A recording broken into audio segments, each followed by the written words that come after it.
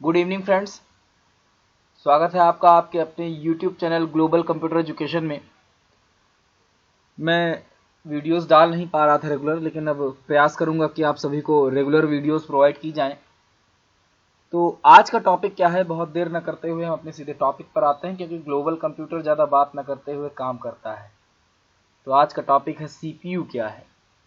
Today's topic is what is CPU। तो आज हम लोग की क्लास 5th होने वाली है, और जैसा कि हम लोग देख रहे हैं कि नए सिलेबस नए पैटर्न पर हम लोग पढ़ाई कर रहे हैं।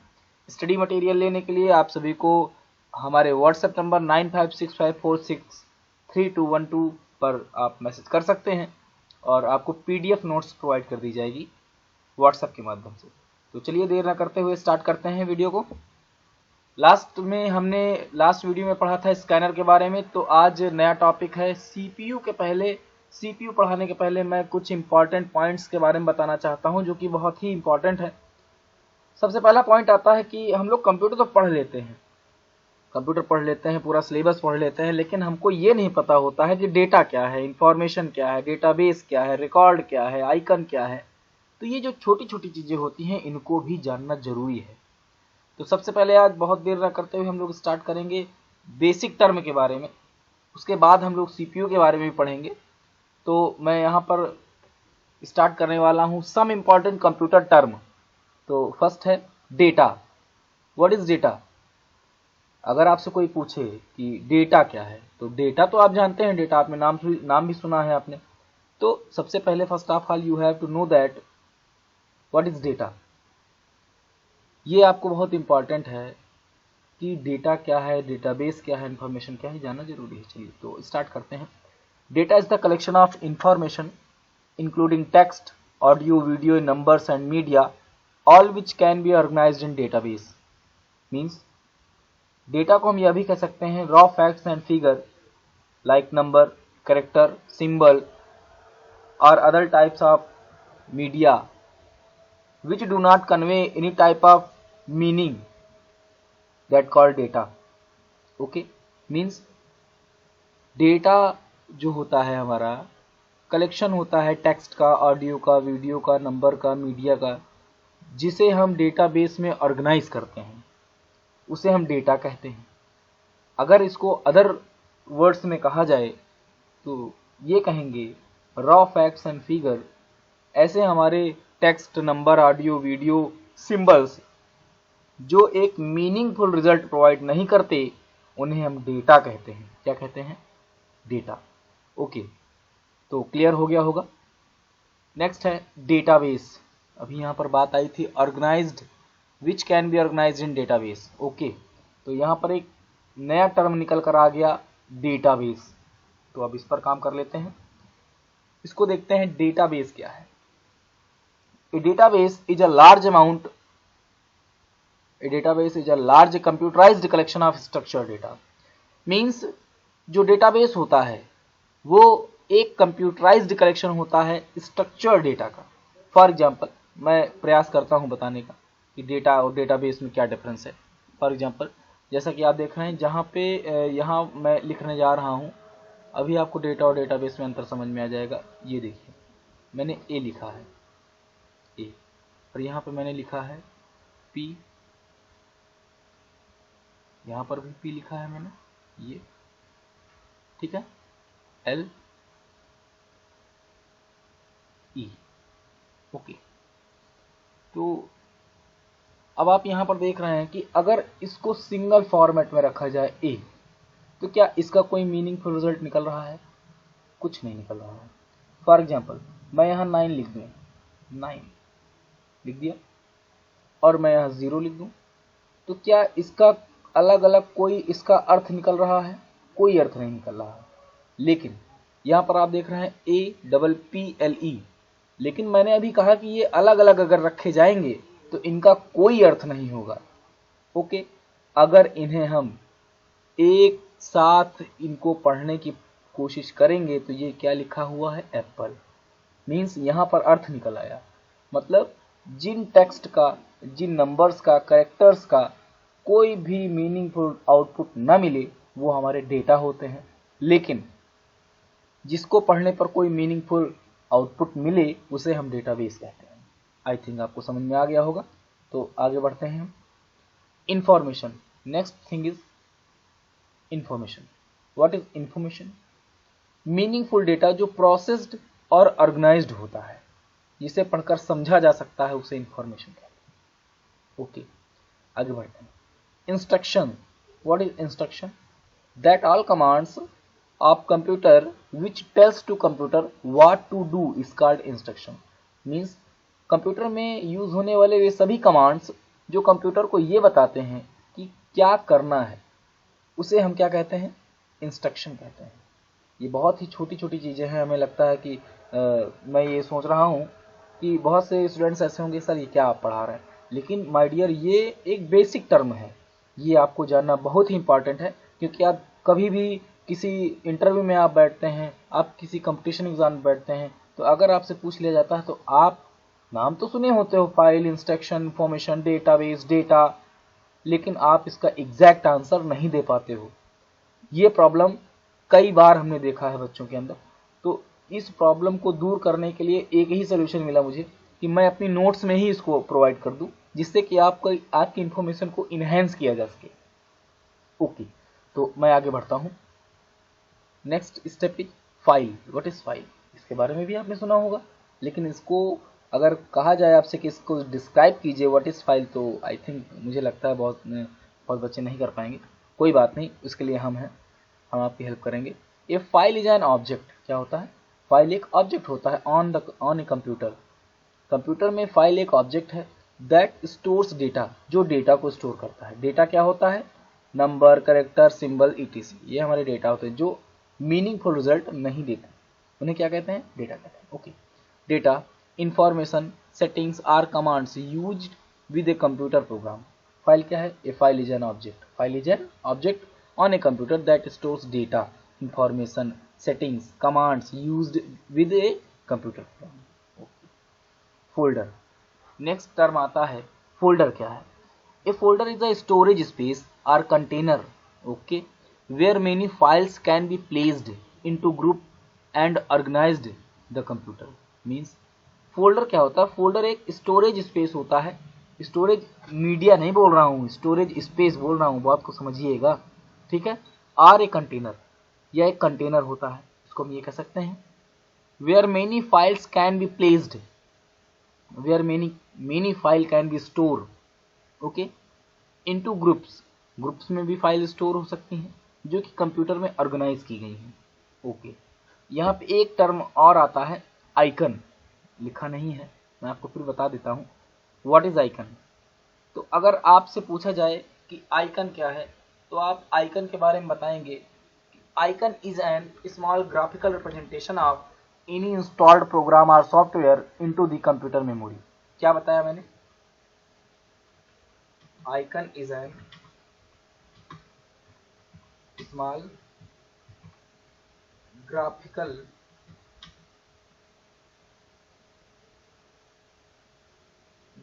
Representation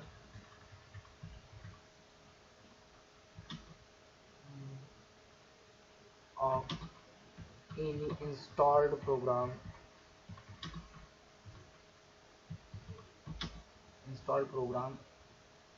or software into the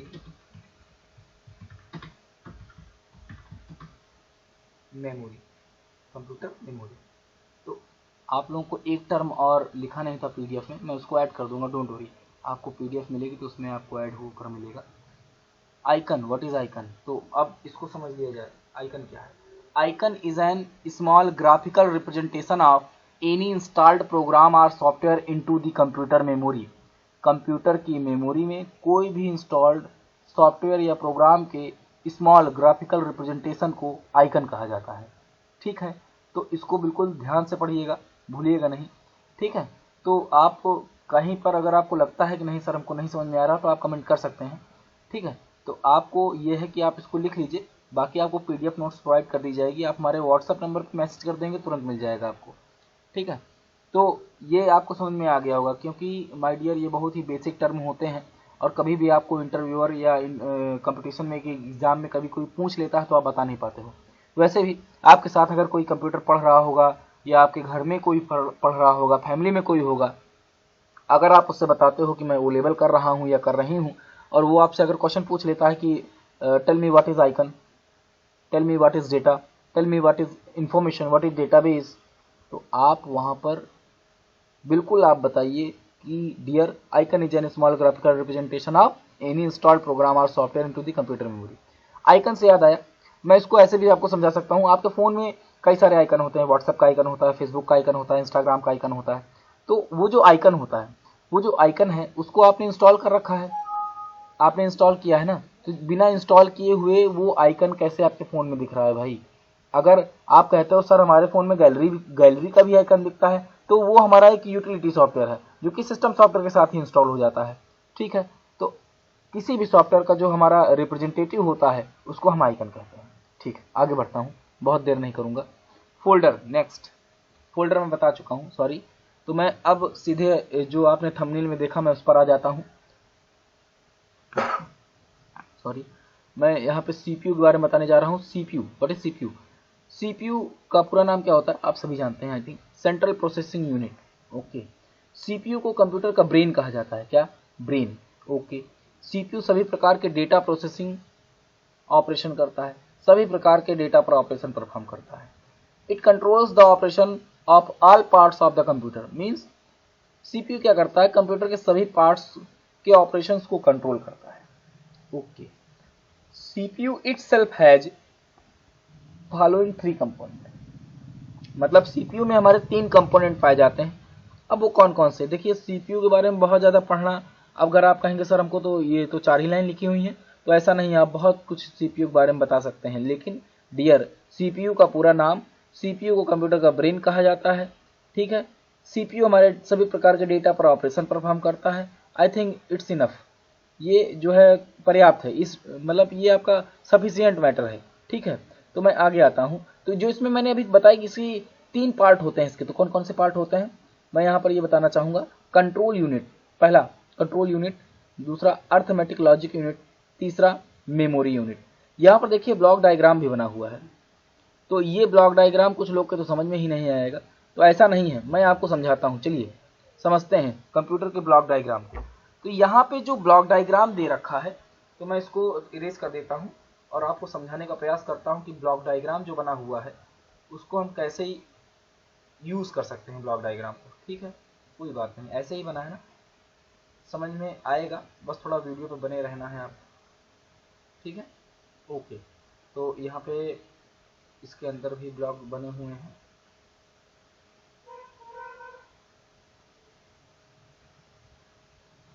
बिल्कुल समझ में आएगा, डोंट वरी, थोड़ा समय लगेगा, समय देना पड़ेगा। ठीक है, तो देखिए यहाँ पे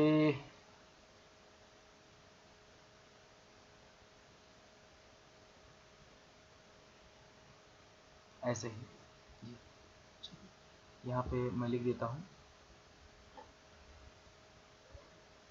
इनपुट,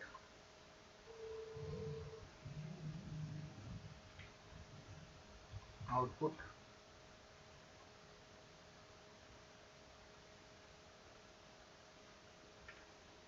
सीयू,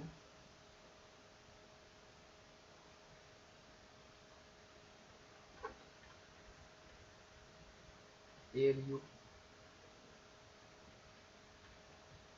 एलयू। अब मैं समझाता हूँ आपको।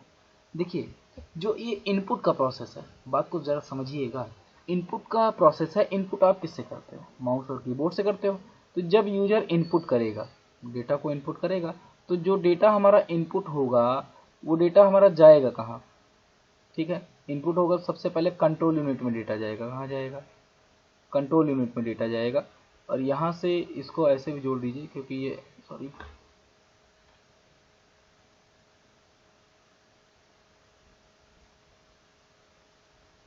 ठीक है। देखिए, डेटा जब हम इनपुट करते हैं, यूजर डेटा इनपुट करता है, तो डेटा सबसे पहले कंट्रोल यूनिट के पास जाता है। ठीक है, अब अगर आपने एंटर किया 2 + 2, ये आपने ये डेटा इनपुट किया।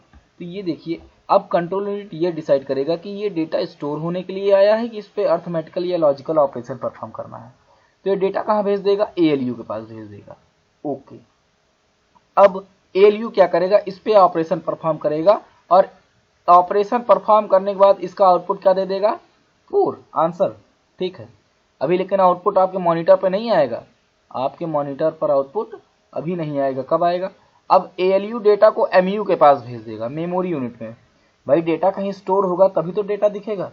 ठीक है, अगर MU के पास डेटा नहीं जाएगा तो डेटा आउटपुट स्क्रीन पर नहीं आएगा। MU क्या करता है, डेटा को स्टोर करता है और फिर CU के पास भेज देता है। CU क्या करता है, इसको आउटपुट स्क्रीन के माध्यम से, आउटपुट डिवाइस के माध्यम से स्क्रीन पर डिस्प्ले करा देता है। तो ये प्रोसेस होता है हमारे कंप्यूटर के ब्लॉक डायग्राम का, हमारे प्रोसेसर का, हमारे CPU का प्रोसेस ये होता है। बहुत ही इजी प्रोसेस है। आपको लेंदी प्रोसेस समझाया क्यों जाता है मुझे ये नहीं समझ में आ रहा है। लेंदी प्रोसेस बिल्कुल मत समझिए। डेटा इनपुट किया, डेटा कहाँ गया, CU में गया। कंट्रोल यूनिट ने उसको ये निर्धारित करता है कि डेटा में ऑपरेशन परफॉर्म होना है या डेटा को मेमोरी में स्टोर होने के लिए भेजना है। ठीक है, अब इसके बाद क्या होता है, डेटा जब हमारा मेमोरी में स्टोर हो जाएगा तो डेटा सीधे CU के पास फिर जाएगा और CU यह निर्धारित करेगा कि इसको आउटपुट स्क्रीन पर भेजना है।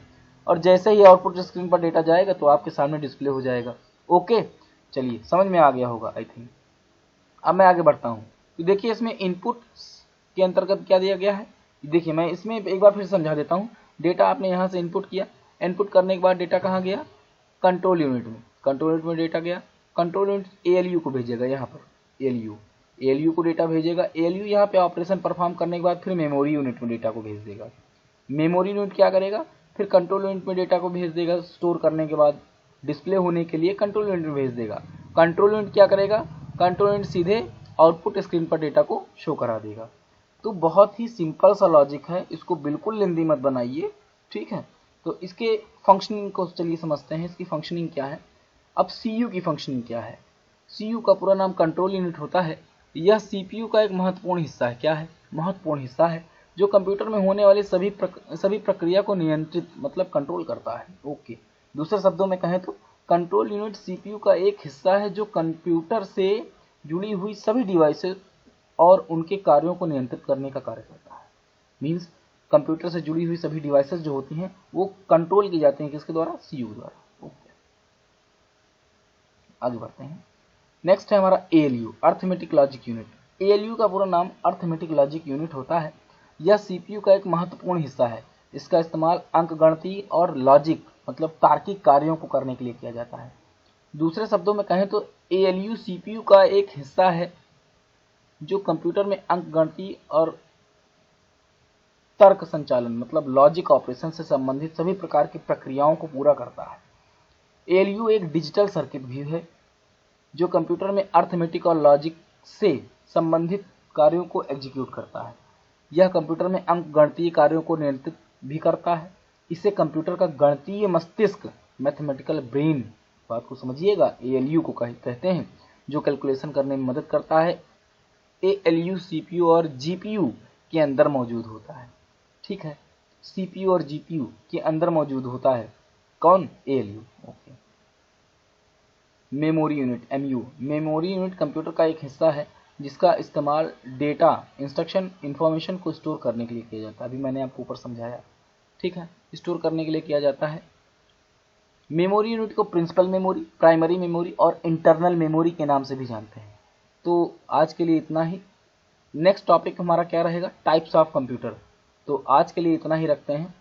तो जैसा कि मैंने आप लोगों को अभी बताया, क्या क्या बताया मैंने अभी आप लोगों को बेसिक टर्म भी बताए, जिसमें कि मैंने आपको data, database, information, instruction, file, folder के बारे में बताया। CPU में मैंने आपको सेंट्रल प्रोसेसिंग यूनिट CPU पूरा बताया, उसके 3 पार्ट बताए। तो इसमें आपको जो ना समझ में आया हो तो आप मुझसे पूछ सकते हैं, कमेंट कर सकते हैं। ठीक है, और PDF के लिए मैंने आपको जैसा बताया, PDF के लिए हमारे व्हाट्सएप नंबर 9565463212 पर आप व्हाट्सएप करेंगे, आपको PDF notes free of cost provide की जाएगी, कोई भी चार्ज नहीं लिया जाएगा। ओके, थैंक यू, जय हिंद, वंदे मातरम।